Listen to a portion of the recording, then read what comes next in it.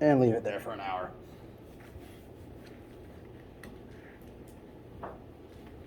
So, good day everyone. This is Physics 1500. If that's what you're looking for, then you're in the right place. General safety advisement before we get too far into it. School rules, mask on. I tried to mark it so that most students should sit every other chair, but apparently I need more desks in here, which I will be working on. Also, hand sanitizer and other this stuff at the front of the room. Welcome, welcome. Glad to have you all here. I am Joshua Hoffbauer, and I am the lecturer for every section of Physics 1500 and the corresponding labs this semester. If I don't already know you, I'm glad to meet you. One small piece of information before we get too started, just about me.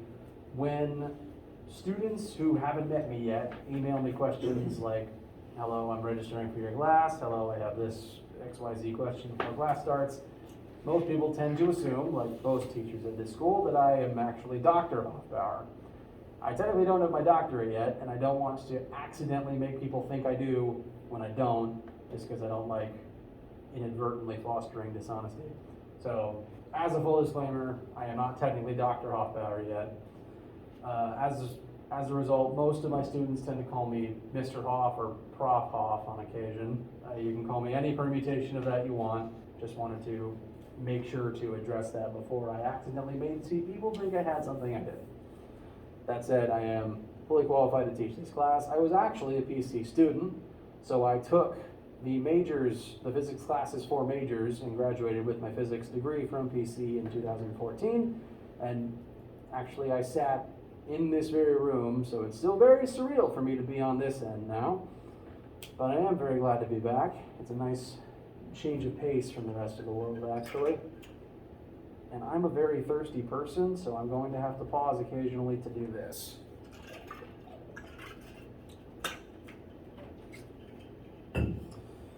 So, very nice to have you all here. Nice to meet you if I haven't met you yet. Full disclaimer, there's a pit in my brain where names go to die, and I apologize. I will apologize profusely to the end of time about that. It's going to take me a while to learn. It takes me a while to learn names when I can see the majority of your face. So it's going to be a challenge for me. I'm going to ask your first and last name a lot. I'm sorry. It's not personal, I swear. But I wanted to go ahead and apologize in advance. And additionally, fun fact, the projector's broken. And since I can't display anything, that's already massively thrown me off of my groove. So I'm gonna kind of be all over the place today. I apologize for that too. I periodically hit the button anyway to see if some miracle has taken place. I will be getting that fixed, hopefully by tomorrow. I keep refreshing the page on the repair order. So, I cannot display anything today, so instead I'm going to direct you to where you can find all the information that we're going to be talking about. If you have your computer or smartphone, smart device with you, I advise you to head to Brightspace and access the class page there. This is Physics 1500, the class. It also goes by the name General Physics 1, and it should be visible now. That issue earlier. So please access that. If anyone can't, for any reason, please let me know as soon as possible, and I'll see what I can do about that. There's not a lot of information there yet because I tend to be someone who uploads, new assignments and new PowerPoints and etc. as we go along, so as to avoid the issue of people reading ahead and getting too overwhelmed. But I'll be posting things slowly. What we currently have here already in the class info tab is the syllabus, the equation sheet that will be the same equation sheet that you'll be able to use on every single assignment for the entire duration of this class, and a slideshow that I was hoping to have up on screen. And that's all the information that we're mostly going to be talking about today. Just course logistics, what you guys should be working on, before we meet for next time, and everyone's favorite thing to talk about, the syllabus. And so it's going to be a pretty light day, just going over logistics. Yes? I can't access the white space. Okay, can I get your full name? John Warner. Can you say that last name again? Warner, W-A-R-N-E-R. Okay. Let me check the class list real quick.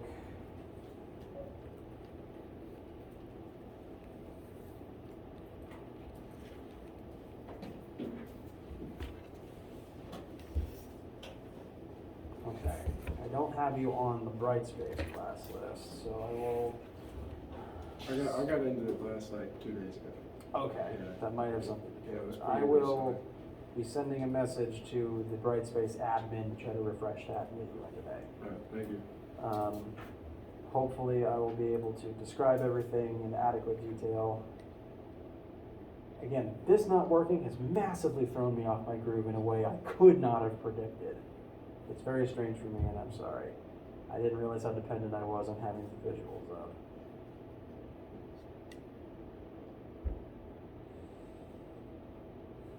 So, I will get you into the class. It is not a huge deal today, but we'll get you in soon so you have all of the information that you need. Alright. Let me backtrack just a tiny bit. So, this is Phys1500. This class is designed for physics non-majors to get the physics credit that they need. As a result of that, I've been teaching this class here at PC for about 2 years now. This is actually the start of my 3rd year, I suppose, is a better way of putting it. And I was a physics major here. I love physics, I love science, I love talking about physics and science. Thank you, broken projector. And because I love physics and science, I love to help people understand those things. Now, I'm aware, because of exactly what class this is, and please correct me if I'm wrong, that none of you guys are physicists or probably have any interest in physics itself. That's the general gist. My assumption is you guys are taking this class because you need the physics credit to do something else that you actually enjoy. Does anyone disagree with that statement? Okay, and that's okay. That's the point of this class, and I'm aware of that. So, my goal, working with you guys, is to help you get this. I understand that for a lot of you coming into this, you probably see this as a roadblock, which hurts my heart a tiny bit, just because I love this stuff so much, but I get it. This isn't your primary motivation. So, I am going to help you get through this, understand this, so that you can then move on to the other things you enjoy. And along the way, I want to help you understand why this is important. Because the definition of physics is the study of the entire universe using math. And because you live in the universe, and because you're going to be possibly studying the universe in some other discipline, maybe just a specific part of that universe, this is all going to be useful to you. Subsequently, because you live in the universe, every single thing that we talk about in here is stuff that you've seen before. Forces, friction, electricity, heat, and thermo. It's all stuff you've interacted with and watched your whole lives. Maybe you just never put words or numbers to it. Every single thing we talk about, all of this information is already in your head. You just might not have accessed it or might not have realized how important it is. And that's my job, just to help you figure out what you already know and how you can apply it to every part of your life. I try to write questions and examples that take what we're learning and show you exactly what situations it might come in handy in. When we start talking about forces and friction, I try to use that to explain a lot of the phenomena you encounter in your daily lives, like how rotational motion affects opening doors, while you're driving, and how to not crash, and how to not electrocute yourself, and how to not get steam burns. So, general things to help stay alive. So,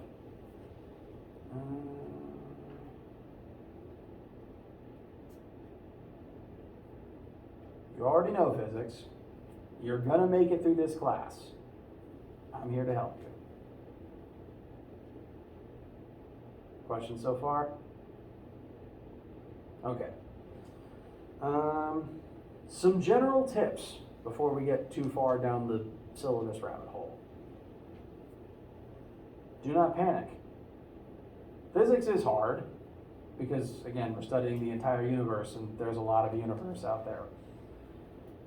And I imagine a lot of you guys are also taking other math and science classes that are probably hard right now. Science is hard. That's just a blanket statement. And I want to help make it less hard. Again, I want to help you tap into the knowledge you already have. I want to make it as easy as I can for these concepts to just unlock things in your brain. Part of the key to that is not panicking. It's going to be tricky. You're probably not going to get it on your first try. That's fine. All of my assignments are weighted such that you can afford to not get it on your first try, and you can still get an A and still be fine. Okay? I am not setting this class up to be you versus me. That's a terrible way to learn, in my opinion. I want this class to be you guys versus the problems, and me facilitating your ability to work the problems. I want to be your ally in this. I want to help you.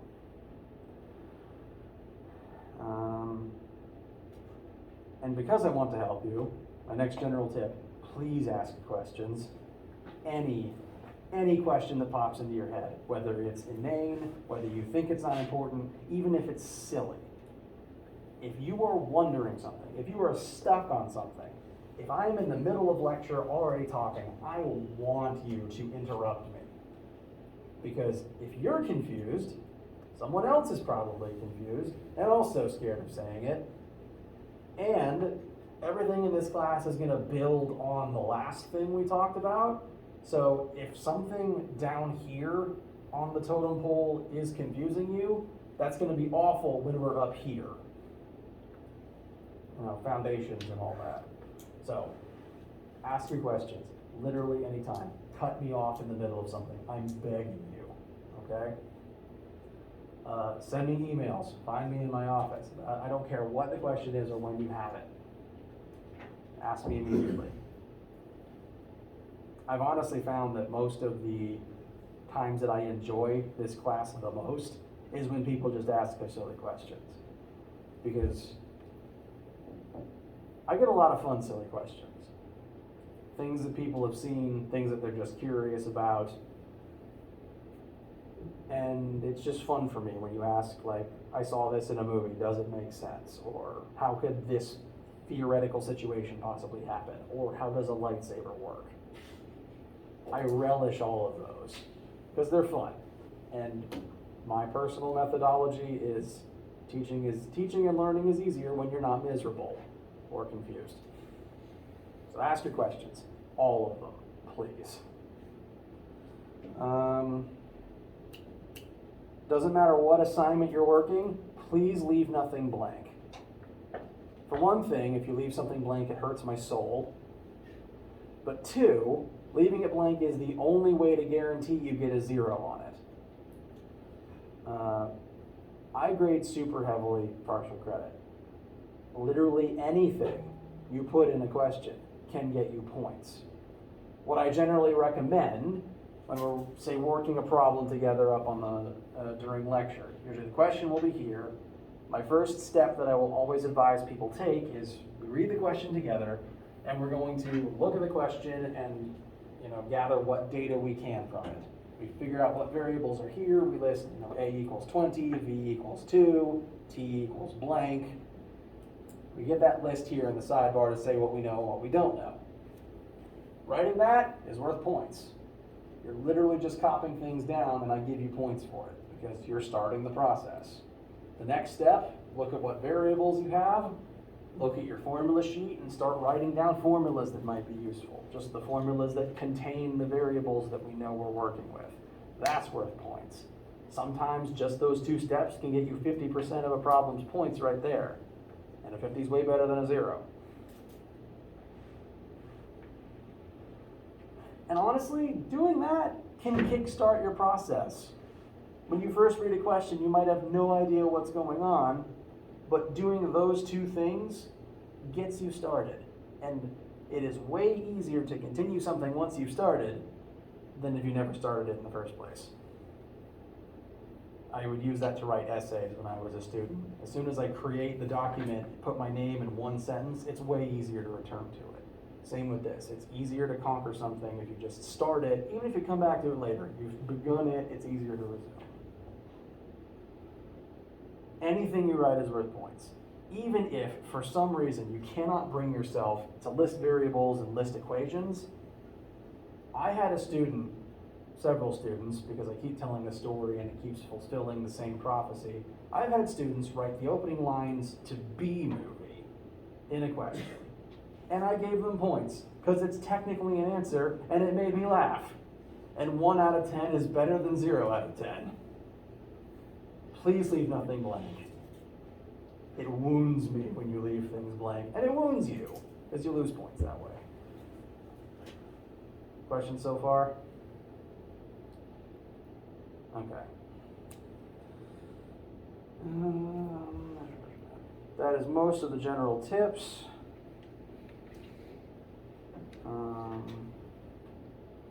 So now, the main thing we're going to do today is talk about the syllabus and the information that you're going to need to be able to actually succeed in class. First though, again, hello, I'm Josh. It's nice to meet you if I haven't yet. Again, not having the projector throws me off a little bit. This is when I would usually just try to introduce myself and tell you some things about me, but the visual doesn't exist at the moment, and that hurts me. I'm, scientifically speaking, a big goofball and a massive science nerd. So I want us to be able to have a nice time in here, because again, learning's hard when you're miserable. If there is anything I can do to make this more enjoyable, if there's a question that you can ask, please ask it, because I would rather things be silly in here than things be a massive bore. And if you have a question about some sci-fi thing you've seen, I probably have an opinion on it and can answer a question about it. At the very least, I can go ahead and tell you most explosions don't work in space. There's no sound in space. Most movies are already a lie there. And now, everyone's favorite part, the syllabus itself. Whole bunch of fun course information, a lot of which you've probably already seen before if you've taken another science class or Physics 1400. Syllabus is on the Brightspace page. I do encourage you to make sure you can find it, because at the top of the document there are 3 links that are pretty important. The first link is the link to the YouTube channel that I upload all of the backlog lecture footage to. It's just a blank, boring YouTube channel, Prof. Hot Physics. It's just where I put all the stuff. You don't need to subscribe or check it regularly. It's just where you can go if you need the footage for some reason. If you missed a lecture or you just want to listen to it again. The next link on the syllabus is a link to Brightspace, which you should already have, but since you're probably viewing this on Brightspace, but helps to have. And the last link is the link to the WebAssign website. Who has never used or heard of WebAssign before? Fair enough. So WebAssign is the online tool that we're going to be using for our homeworks and our quizzes. Basically, the assignments are there. You can click them, you can begin them, you can work at your own pace, and you don't have to worry about handing something physically in to me on time, because I will lose papers if they're not in a giant test stack. So, We'll talk more about accessing WebAssign and how it's going to work in a moment, but the link to the main WebAssign website is right there. And I'm pausing a second to check the pin order and to check the WebAssign website.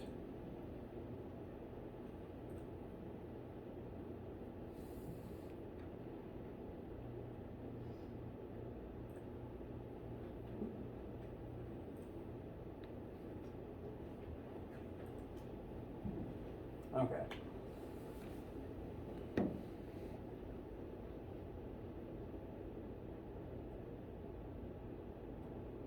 I lost my train of thought, and that happens way too often. So, again, continuing down the barrel of fun that is the syllabus document. There are 3 lectures for this class. The one you are currently sitting in is E section, which is Monday, Wednesday, Friday, 10:30 to 11:20. Who actually likes the new meeting on a half-hour system? Okay, you're allowed your opinion, but you are in the minority. You are allowed your opinion, though. I hope it works well for you. All the lectures are the same, so it doesn't really matter which one you come to. If for some reason you have to miss one, for whatever reason, scheduling, athletics, medicine, etc., then you can attend another one on the same day and it'll be the same content. Alternatively, if you just can't come to class for whatever reason, I am again recording these and posting them to the backlog channel. So I encourage you to come to class because that gives you a chance to ask questions. But if you miss for any reason, you can attend a different one, you can watch the backlog, and I don't take attendance. Technically speaking, you don't have to drag yourself here. You're adults, it's up to you to be able to learn the material and actually pass the assignments, so I don't require you to be here. You don't have to email me every day saying, I'm gonna be 10 minutes late for X reason, sorry. It doesn't matter. As long as you learn the material, that's the main thing. So, I don't have an attendance policy. The lectures, you can attend a different lecture though if you need to. Labs, there are 4 lab sections. Monday, Tuesday, Wednesday, and Friday. Thursday is skipped at 1:30. They're all in the same lab room, which is 126 at the end of the hallway. And every lab each week is the same. So if for some reason you can't come to your assigned lab time and you need to make up the lab, you can attend a different section. Please let me know if you need to do that. Mainly because some labs are more full than others. So again, if you're going to miss one any single week and you tell me I can only make it up X days, I need to know ahead of time if the only day you can make it up is one of the full days, because I need to be able to plan accordingly. So, every lab each week is the same. You only need to come to one. We will have one lab each week, which one you're signed up for is just the time slot that you know you guaranteed have a seat in. They're all identical. Thursday is skipped, and I will tell you if we aren't having lab any given week for any given reason.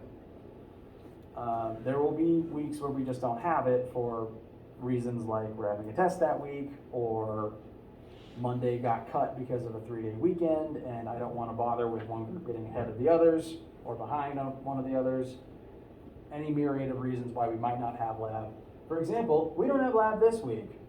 So you do not have to come to the lab room today or Friday because Monday and Tuesday didn't meet. That wouldn't make a whole lot of sense. So this week, no labs. Yay. Next week, we will begin getting into the habit of coming to labs during lab time. We won't actually have a normal laboratory assignment.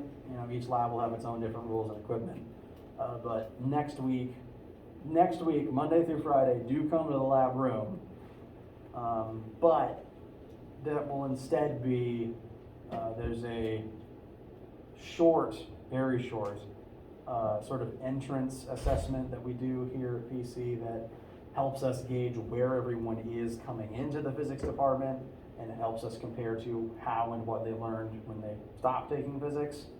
So next week in lab, we're just going to do that in lab time to A, not take up lecture time, and B, to start up the habit of coming next week. But no actual laboratory itself. Do come though, it's very important. And because of the convoluted system of lecture and lab as separately, there were probably like 12 different lab Physics 1500 sections you could have signed up for. So on your schedule, it probably says like CV or EX or something like that. That just tells you the combination of lecture and lab time that you are assigned for and that you know you have a seat in. Again, it doesn't hugely matter which one you come to, it just tells you which ones that you know you have a chair in. This class uses a 10-point grading scale, so if you have a 90, you have an A. Congratulations, that's all you need. And it goes down in increments of 10 from there.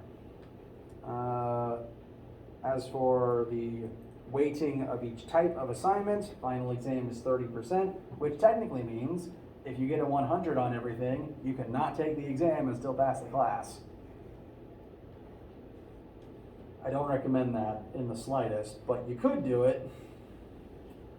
Exam is 30%. There are 2 tests that combined are 38% of the grade, so each test is 19%. Each single test, if you bomb one test, is not the end of the world. I'm saying these numbers and giving these examples to assure you that your world will be fine if you miss an assignment or just have a bad day and don't do well on an assignment. Everything is weighted such that you can make mistakes in here. It's physics, it's hard. You're going to make mistakes. I'm not going to penalize you for every single one of them. Quizzes are 5%. We'll have about 1 quiz a week on average. Homeworks are 10%. We'll have about 1 homework a week on average. And labs are 17%. You'll have about 1 lab a week on average. If it is a lab week, we will have 1 lab that week. If it's not a lab week, there will be no lab that week.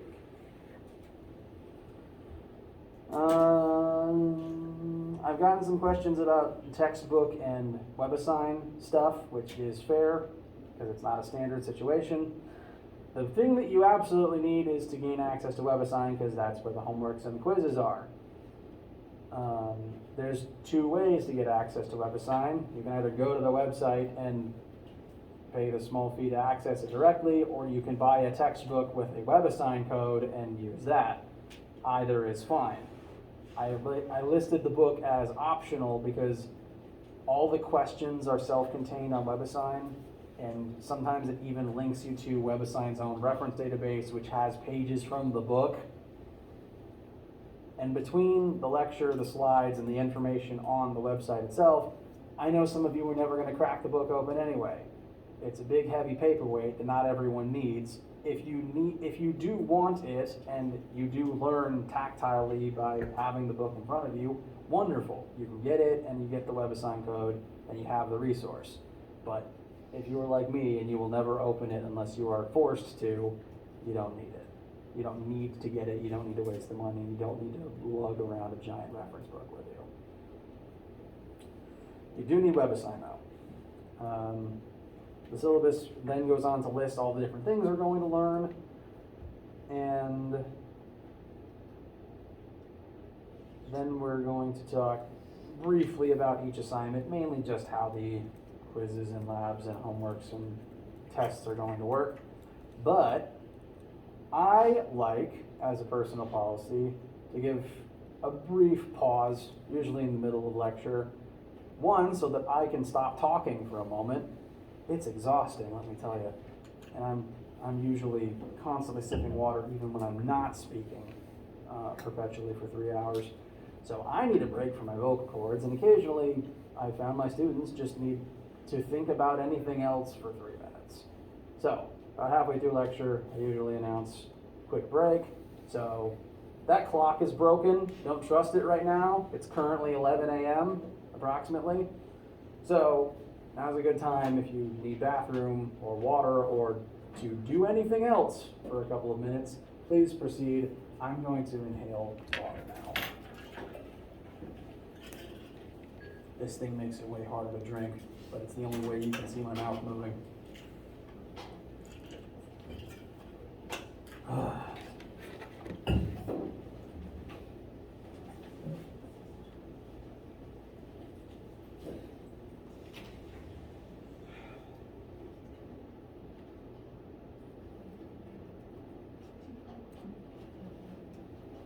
Already accessing website. My plan is going smoothly, and soon I can conquer the world.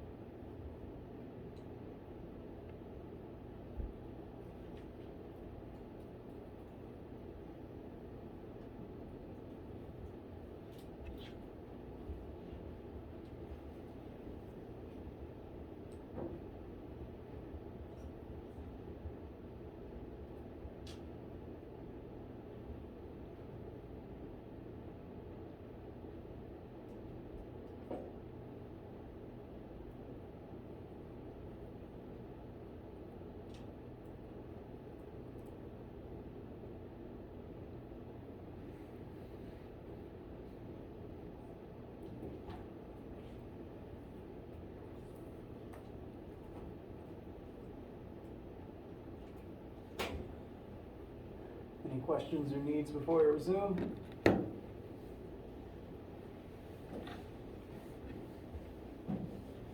All right. So, that's not the right tab.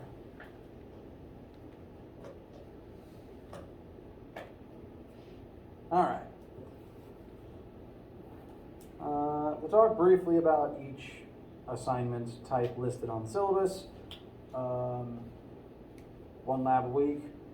We will meet most weeks. Every lab will have different equipment and slightly different rules. Make sure to follow all the rules I list and make sure to use the equipment properly. Please do not shoot marbles at each other. Only shoot at the targets I give you. Stuff like that. Don't play with fire. Don't play with electricity. Don't lick anything. Just use common sense and follow the rules. And if you miss a lab again, please email me about making it up, because if you don't, then it will be a 0, and that's just not good for you. Homeworks and quizzes. We're going to do both of these things through WebAssign. And the way that the WebAssign assignments are going to work is when you gain access to the WebAssign classroom, which, again, the projector being off, starting my groove off, it'll look something like this. You'll be able to access the class, and any and all assignments will be listed here. You'll be able to see what chapter it's for, whether it's a homework or a quiz.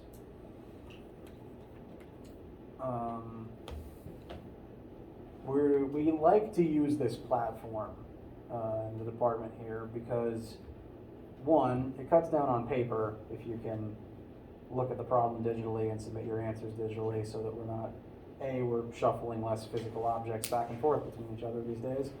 But two, it lets you work on them when you're free to and ready for them. The way that the homeworks are going to work is once the assignment goes up on Brightspace, you'll be able to access it for about a week, and you can go into it at any time, work on it, look at the questions, see which ones don't make sense yet, and you can stop it, close the tab, and come back to it whenever you're ready for it again. You'll get, what did I say? On the homework itself, you will functionally have unlimited chances to get the answer correct. You can just enter an answer for each part of the question, press go. If it's right, you get points. If it's not right, it will tell you, and then you can ask me why it was wrong. I will check your work, even remotely. Just send me an email, and I will help you. I like this system because you get immediate feedback. The point of the homework and the quiz is so that you can work on it on your own time and immediately find out what worked and what didn't work. Otherwise, it would be a process of, I give you paper assignment, you give it back to me after a week, and it takes you another week to find out how it went. That's not very expedient at the very least. So, the homeworks and the quizzes exist as good, quick, rapid fire practice. Go in, you work on it, you see what works, you get your points, and the homework you can come back to for as many times as you need to, and you can keep coming back to it over the period of the week. Because, as we go on in the week, we're going to learn things, and we want to learn all of it. Anyway, you have a week because we're going to spend the week learning, and then you'll have some extra days to finish it up from there.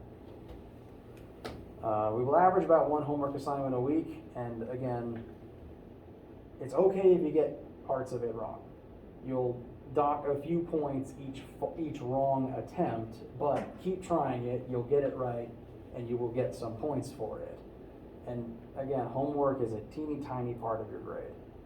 There's going to be like 10, 12 homework assignments total, and homework itself is like 10% of your grade. So each homework assignment is 1% of your grade, and each of the 10 questions is 0.1% of your grade. You can get some wrong. The whole point is practice. I'd rather you practice and make mistakes on the homework than on the test. The quizzes are similar, but rather than it being designed for you to pick it up and stop it and come back to it, the quiz is kind of like practice where you're testing, can I do this in an amount of time consistently, like in kind of a test environment. It's still on WebAssign. You can start it when you're ready for it. Once you open the quiz, an hour clock will begin ticking down. The quizzes are designed to take you 10, 20 minutes. I set the timer to an hour for academic accommodations and in case you need to go to the bathroom. Once you start it, you work on it, you submit your answers, you'll find out how you did, and quizzes are 5% of your grade because you're designed to make mistakes on them. That's the point. Please do them though. You want the good practice. But they're both on WebAssign. They'll work very similarly. Homeworks will be about 10 questions. Quizzes will be like 2. So both good forms of practice. Please do them. There's some other general advice and tips on the syllabus. Third page of the syllabus, if you're following along, tests. There will be 2 tests over the semester. The first one will be probably in about 2 months. The second one will be a month and a half after that. They're cumulative, so they'll include everything we've talked about up until that point. I will be advertising well in advance when the tests are, because I know people have busy schedules and you have to plan around things. The only reason I don't have test dates for you already is because I still need to plan out exactly what goes in what order and how the labs go. So shortly, within a couple of weeks, you will already know when your first test is, like a month in advance, so that you can schedule accordingly. The test, when you come in for the test, it'll be about 10 questions in a small packet that you'll come in, you'll be given your questions, we'll all work them in here at the same time. And again, leave nothing blank, you'll get partial credit for everything. It's designed to take you an hour, but the current system I'm developing is we're actually going to use lab time to take them, which means even though it's designed to take you 1 hour, you'll have up to 3. Because academic accommodations, and sometimes you have to go to the bathroom, and sometimes it just takes you a while. Sometimes you have a slow day, that's fine. In general, I just don't like being limited to 50 minutes, because again, if you make a mistake or suddenly have to pee, then your whole test is ruined. So I'm still devising exactly how the system is going to work. I will let you know how, in a couple of weeks, I will tell you definitively when the first test is, and I will show you how the formatting and setting will work. You will have all this information well in advance to be able to prepare, and the same formula sheet that is already on Brightspace is the one you'll be able to use on every assignment. No formula memorizing. You have the one sheet with every piece of data on it that you already need. You will never be deprived of formulas. I also encourage you to ask me questions during tests. Granted, I can't necessarily always tell you if what you're doing is right or wrong, but secretly, if you do something right, it makes me happy, so I smile. Don't tell anyone.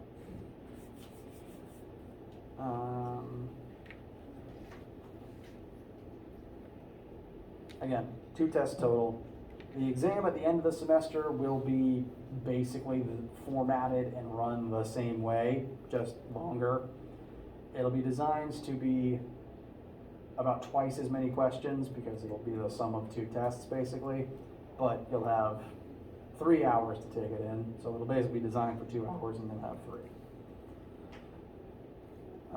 It'll work very similarly, and we'll have a whole semester to talk about it and work everyone up to it. The rest of the 3rd page of the syllabus, if you're following along, is how to access WebAssign. When you log into WebAssign, either using the code you get with your book or going to the site and just accessing it directly through there, you'll be given the option to enroll with a class key. That key is here on the syllabus. It's a 3-part code. The first part is presby.sc, and then 2 strings of numbers, which are here on the syllabus.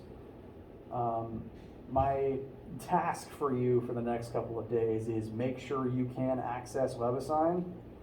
There's no assignments there yet, so you don't have to do anything once you get there, but make sure you can get in, and then we'll start worrying about actual assignments being given through WebAssign.